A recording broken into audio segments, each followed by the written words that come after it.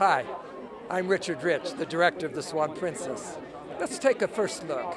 In celebration of the 25th anniversary of The Swan Princess, franchise creator and producer Seldon brought the film back to the big screen, including a pink carpet pre-screening gala at the W Hotel Hollywood. Based on the ballet Swan Lake, it tells the story of Princess Odette and Prince Derek, two royal children who are arranged to marry at birth and spend their childhood getting reverse parent trapped by their royal parents. I'm Amy Cassandra Martinez with Hollywood First Look Features, and we're in Hollywood on the pink carpet to celebrate the 25th anniversary of The Swan Princess. First, I want to know how you got involved with The Swan Princess 25 years ago.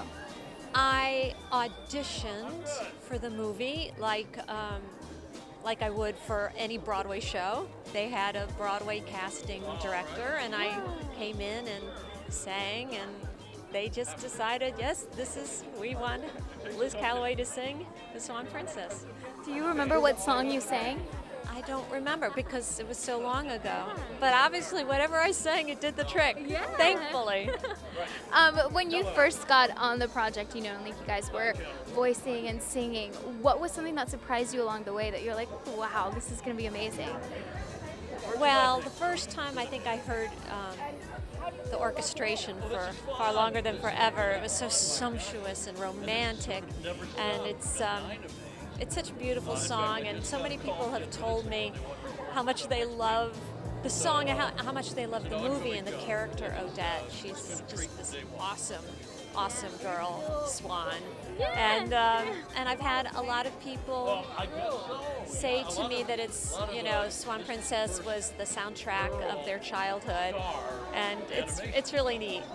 It was kind of fun because Puffin is an Irish bird, and they were auditioning all these Irish people.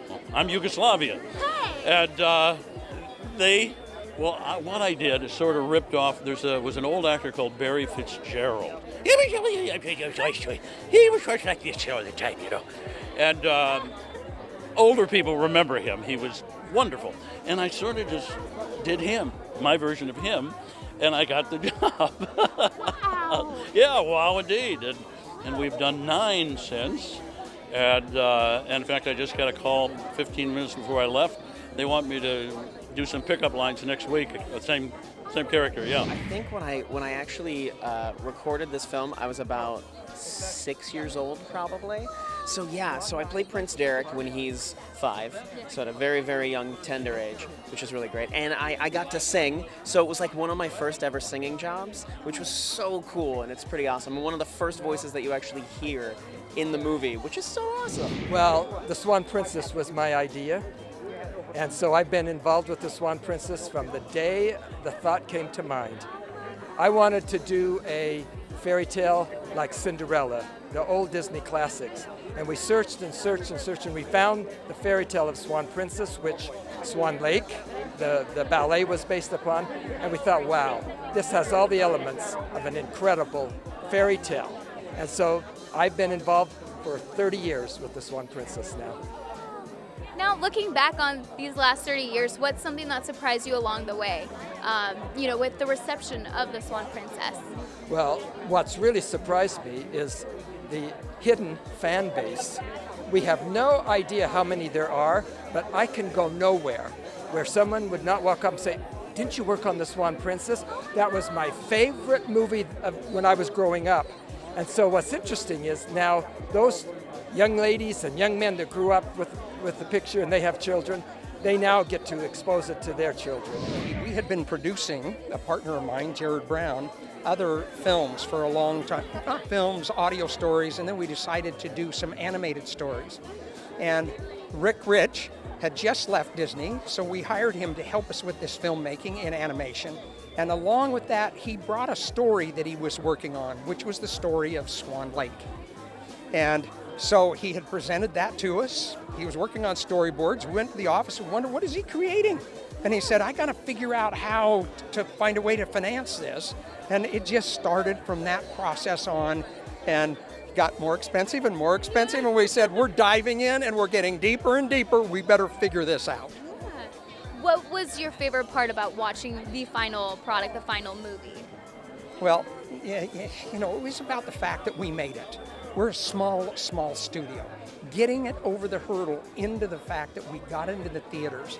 The day that we got it there, even though it wasn't quite the release we were hoping for, the fact is we were proud about what was created.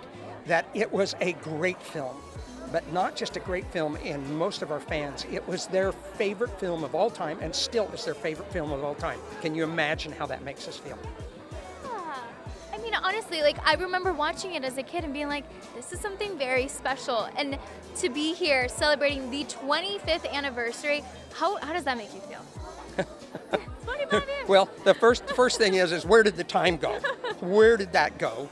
But at the same time, it's a humbling nature when you have so many fans that love the Swan Princess, that having this event and, you know, engaging people and having fun with them and letting them have fun, you know what, it's so honoring.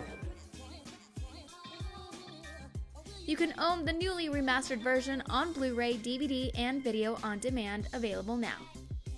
Thank you so much for watching. I'm Amy Cassandra Martinez with Hollywood First Look Features.